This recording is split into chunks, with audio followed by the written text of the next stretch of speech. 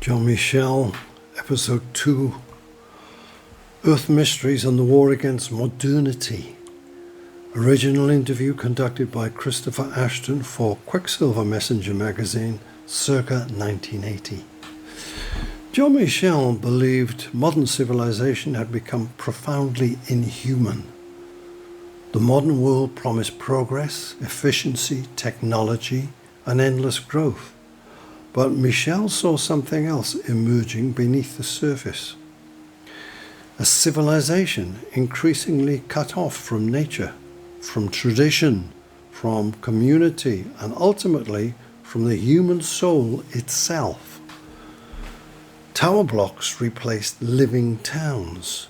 Highways cut through ancient landscapes. Factories replaced craftsmanship. And human beings became units inside vast technological systems. To Michell, this was not progress, it was cultural amnesia.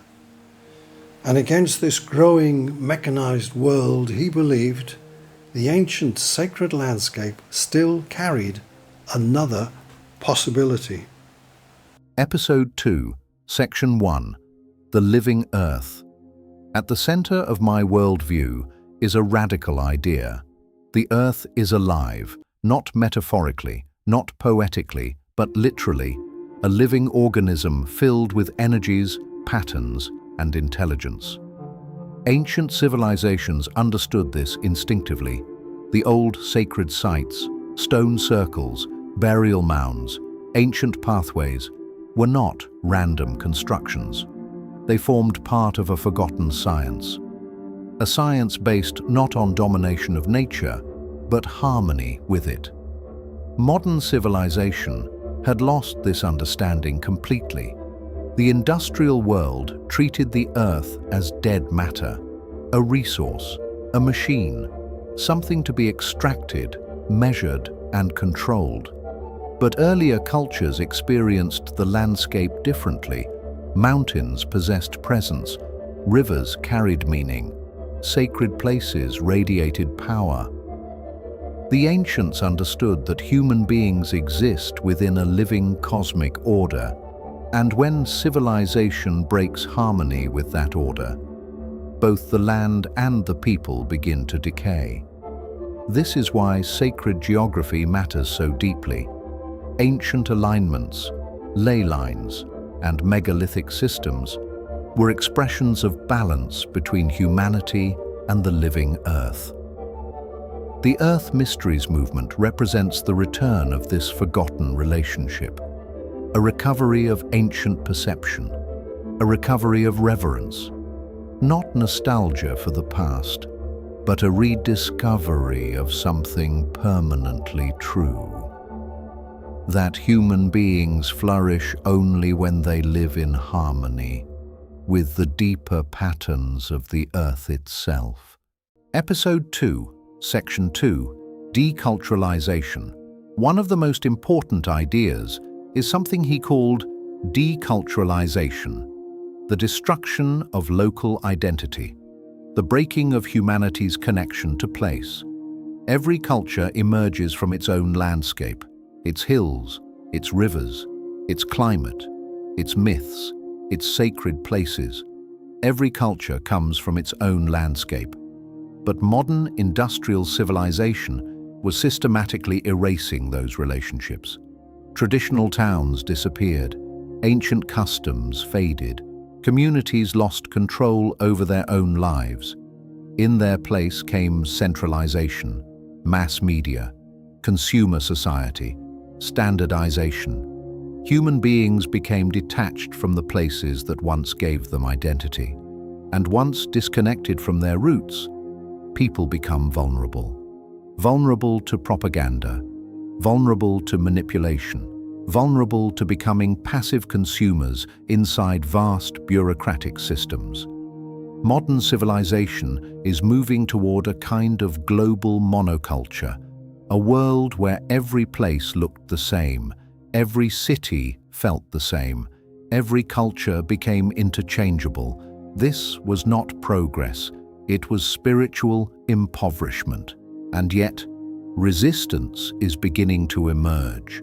Cultural revivals, local traditions, renewed interest in myth, folklore, and sacred landscapes. People are searching for meaning beyond consumer society. Human diversity itself would eventually defeat the dream of total centralization. Because human beings are not machines, and culture cannot survive without roots. Episode 2, Section 3, Darwinism and Human Nature. Darwinism has become far more than just a scientific theory. It has become the central myth of modern materialism. Darwinism encourages civilization to view life as mechanical competition, adaptation, efficiency, survival. But in the process, something essential disappeared: human nature itself. Human beings possess a permanent nature, a constant relationship to the cosmos and to the earth. Modern technocratic society ignored this completely. Architecture became inhuman. Cities became hostile to ordinary life. People are stacked into concrete towers, designed according to abstract theories rather than human needs. Contrast modern developments with the organic complexity of traditional towns: narrow streets, hidden courtyards, human scale, places shaped slowly by generations of lived experience. The same blindness extended into industrial farming. Factory farming is evidence of a civilization that no longer respects the nature of living beings. A chicken denied its instinct to roam and peck, became a symbol of a society denying nature itself. The problem is not technology alone. It is a worldview that treats living beings as adaptable units inside systems of production. And this logic eventually turns against humanity itself. People become statistics, consumers, economic functions. Civilization can only recover by recognizing that human nature is real and cannot be endlessly redesigned by ideology or technology. The modern world looks constantly toward the future, toward utopias, toward systems not yet built. But wisdom begins by understanding what human beings already are. Episode 2, Section 4, Atomic Power and Metrication. Certain technologies symbolize the deeper sickness of modern civilization. None more than atomic power. Nuclear energy represented enormous technological power, combined with almost unimaginable irresponsibility. Dangerous waste lasting thousands of years, created in the name of efficiency and progress. This is the final expression of a civilization completely detached from natural balance. A worldview willing to sacrifice future generations for short-term technological ambition. Even seemingly ordinary systems carry symbolic importance. One example is metrication. To many people, the metric system appeared neutral, practical, scientific. But it reflects something deeper: the replacement of human-centered measures with abstract systems designed for technocratic control. Traditional measurements were often linked to the human body or to astronomical relationships. This reflected an ancient understanding that humanity exists as a microcosm within the universe itself. Modern systems severed that symbolic connection. Everything became standardized, abstract, interchangeable. Human beings reduced to units inside a rationalized world system, behind atomic power, behind bureaucratic systems, behind technological centralization.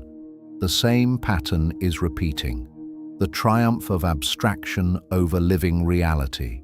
Episode 2, Section 5, Earth Mysteries as Resistance.